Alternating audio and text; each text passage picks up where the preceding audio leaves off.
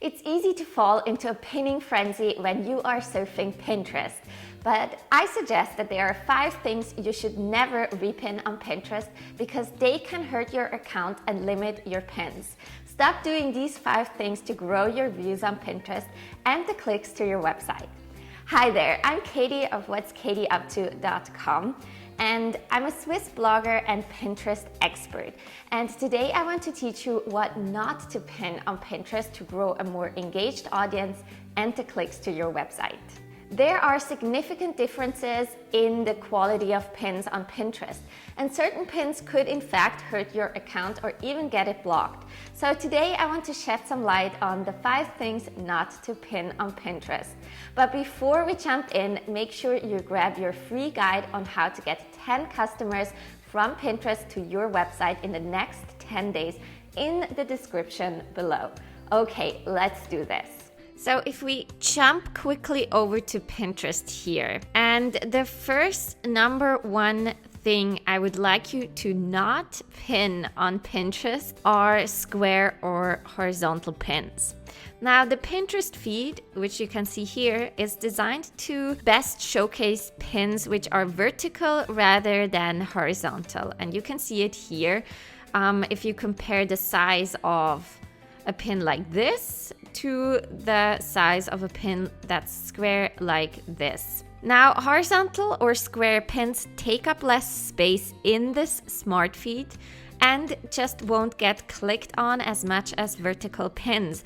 And I'm here on the desktop version, but this is even more important when you have Pinterest on your mobile and a lot of people are using Pinterest for mobile. So if you want to boost your pins and really make them shine inside of this feed, you really want to make them vertical. Now, if we go into the Pinterest best practices here, and I will link to this article in the description below, Pinterest itself states in their creative best practices to pick an eye-catching image. So use high-quality vertical images that will stand out in people's feeds. We recommend a 2 to 3 aspect ratio, example 1000 times 1500 pixel. Other ratios could cause your pin to truncate or could negatively impact performance. Now, Pinterest clearly states that other pin ratios, such as square or 1-to-1 aspect ratio, could negatively impact the performance. Now, I believe this is their way of saying it affects the algorithm in a negative way. Now, the second thing you shouldn't pin on Pinterest are pins with a wrong or broken permalink, because it could also negatively affect your account. Now, this may sound a bit complicated, but it's not, I promise. Now, a broken link is just a link from a pin to a website that's broken or doesn't exist anymore. So if people click on a pin that leads them to a wrong or broken site, they tend to get frustrated, and rightly so, right? If I want to know how to create my own shabby chic DIY mirror, I don't want to be redirected to a site selling diet pills or a site with a 404 page, right? Now let's have a look at this example. So the pin promises 10 barbecue side dishes recipes, right?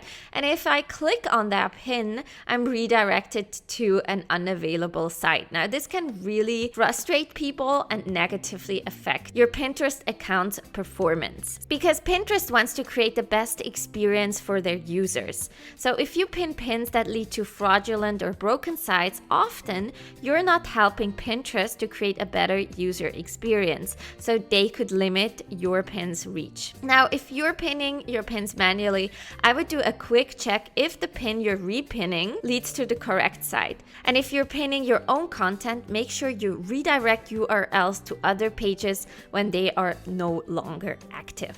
Okay, now the third thing you shouldn't pin on Pinterest is pins from other niches than your own. Now this could confuse the Pinterest algorithm and limit the reach of your pins. And your account could grow slower because you're confusing your audience. So if you own an online shop where you are selling like cute cups with motivational quotes on them. You might pin anything that has to do with coffee, morning routines, your product mug pins, and inspirational quotes. But what you don't want to pin is, for example, a pin about relationship advice or travel ideas or marketing tips, right? Your Pinterest account and boards should be focused on your blogging or business niche and should represent a one-stop shop on information about that topic alone. Now, the Pinterest algorithm constantly analyzes your boards and pins to determine whether you're pinning relevant stuff. Now, focusing on your niche and pinning only relevant pins to that niche establishes you as a leader within your field and improves your reach. Now, this also helps to attract people who are actually interested in what you have to sell. You won't sell one of your coffee mugs to someone looking for relationship advice, right? Your profile should be like the storefront of your business. It has to relate to what you're selling. Now, you might say there are loads of accounts with millions of monthly views that focus on several different things such as beauty, food, or DIY, and it can seem like they must be super successful.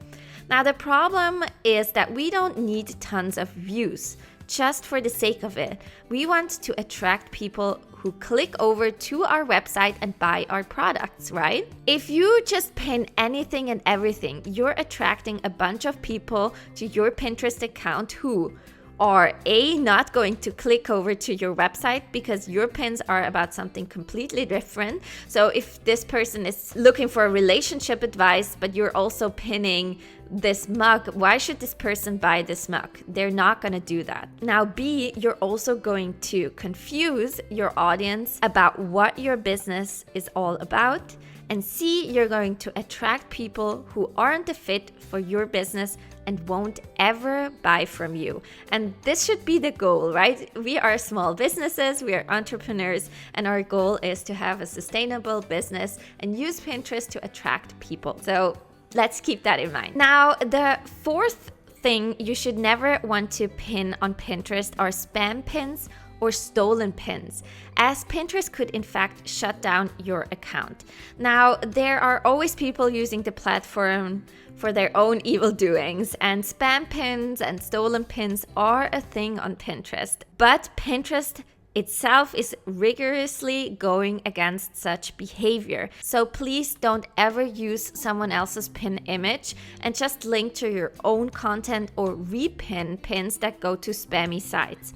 You should be pinning your own content most of the time anyways, so you're in control of this. But if you do repin someone else's pin, I would make sure to quickly check where the pin leads to and if it's legit. So for example, let's have a look at this pin, and you can clearly see that this is a Red Lobster shrimp scampi low carb recipe from staysnatch.com. Now, if you click over to this pin, you would expect a recipe, but actually you are redirected to this healthy medicine tips site, which just has nothing to do with the pin that we just saw here. And this is really fraudulent behavior, and Pinterest really goes against such behavior. So never link your own stuff to someone else's pin, and also try to never repin pins that link to fraudulent sites like this. Now, the final and fifth things that you should not pin on Pinterest because it's against the law and you could get into trouble are affiliate pins without the proper disclosure. So affiliate links are links to products where someone buys the product and you earn a commission of that sale.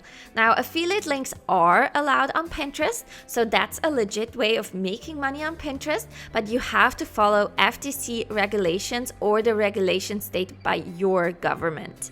Now, FTC regulations, for example, require you to disclose affiliate pins with a disclaimer or disclosure, such as affiliate ad. And if we go into the description here, you can see that it says affiliate. Now, this is an Amazon affiliate link where you can probably buy this jumper, and this is a nice example. Now, you also don't really want to repin other people's affiliate links anyways, because it doesn't help you earn money, and you do not want to help distribute pins that are not following the legal requirements, right? So you should be pinning your own affiliates and make sure that you disclose them properly.